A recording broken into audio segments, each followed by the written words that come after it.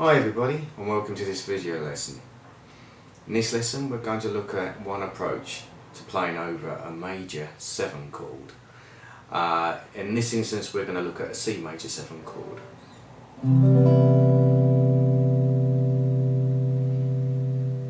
Okay, before we get started there will be a link to a PDF file for this lesson, and that will have the scale I show you, an arpeggio and a solo sample as well. If you're on my website, I'll put the link underneath the video. If you're watching this on YouTube, I'll put the link in the description so that you can find it there. Okay, so like I said, we're going to be looking at C major 7 chord, and I'm just going to show you basically two things. I'm going to show you a C major scale and a C major 7 arpeggio. So let's start with the scale. So over C major 7 we're going to use a C major scale. I'm going to use very popular 2-octave C major pattern here. It's based around a caged E shape basically, so this is like a bar shape of a C major chord at the 8th fret, starting with the 2nd finger though. Okay, here we go. It's going to look like this. I'm going to go C, D, then on the next string we get E, F and G, and then on the D string we're going to get A, B, C. That gives us 1 octave. 2nd octave, starting from there, we're going to get D, E, F. On the 3rd string G, then on the 2nd string B we're going to get G, A, and then finally B and C on the 1st string. We also got an extra note just above the D note there within reach. So although normally if you're just playing the scale you would finish on C, for improvising purposes I always grab whatever's within reach basically. So you've also got a note there that you can play with, and you've also got a low B actually on the E string which you can play around with. So if I just play it up and down as a scale,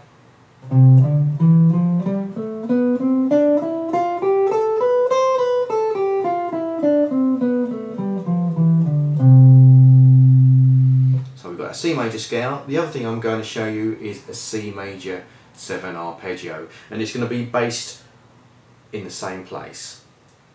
So we're basically an arpeggio is basically the notes of a chord played one at a time.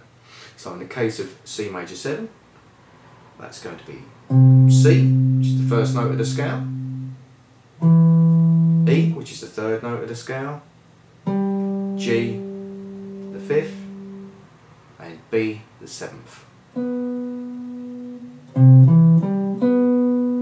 You get that lovely major 7 sound. I can also play that in the 2nd octave.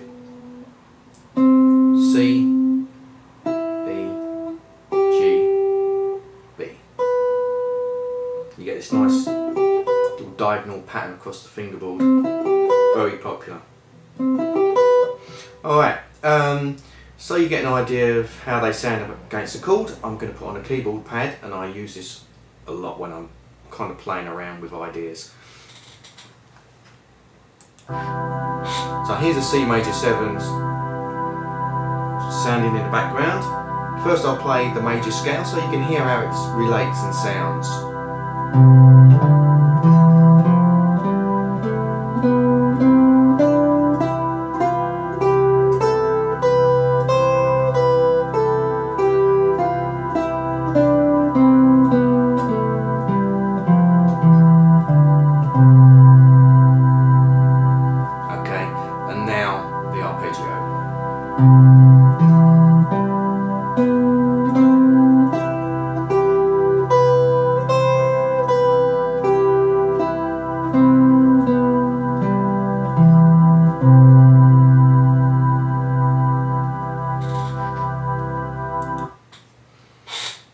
You probably noticed that with the arpeggio, every note fitted really strongly against the chord, and that's simply because they are the same notes that are in the chord.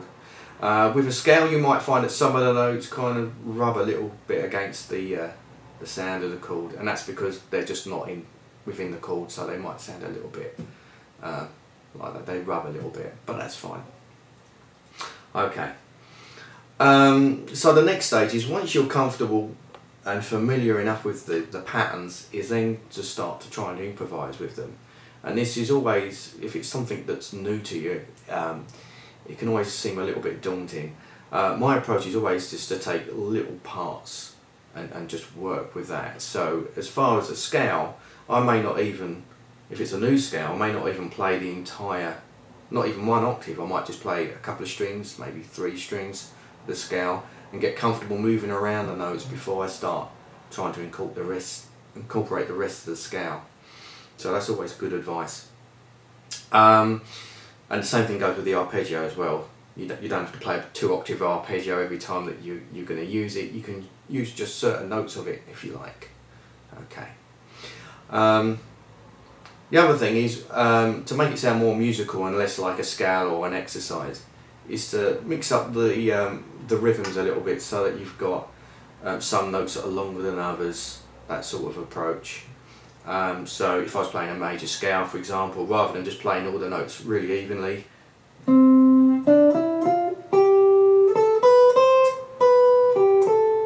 I might do something like that where it makes it sound a little bit more musical.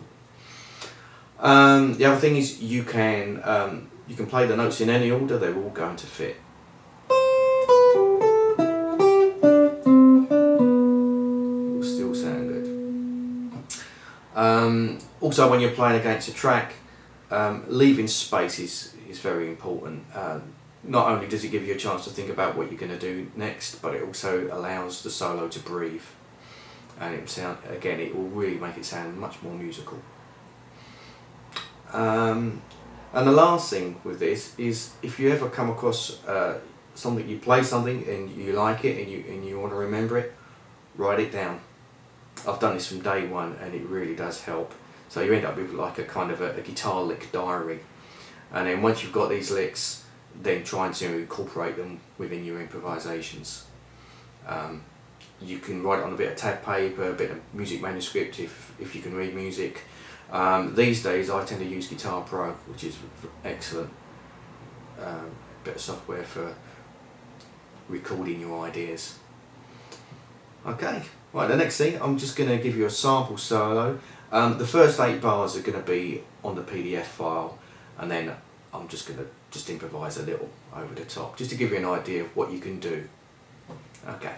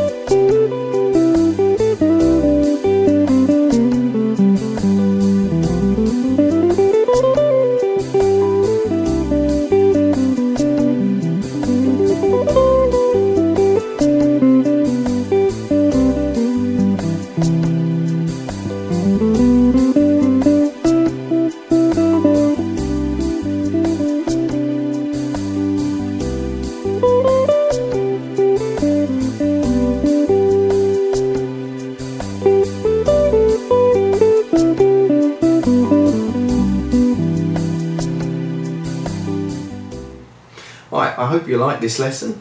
If you did and you want to see more, subscribe to my YouTube channel.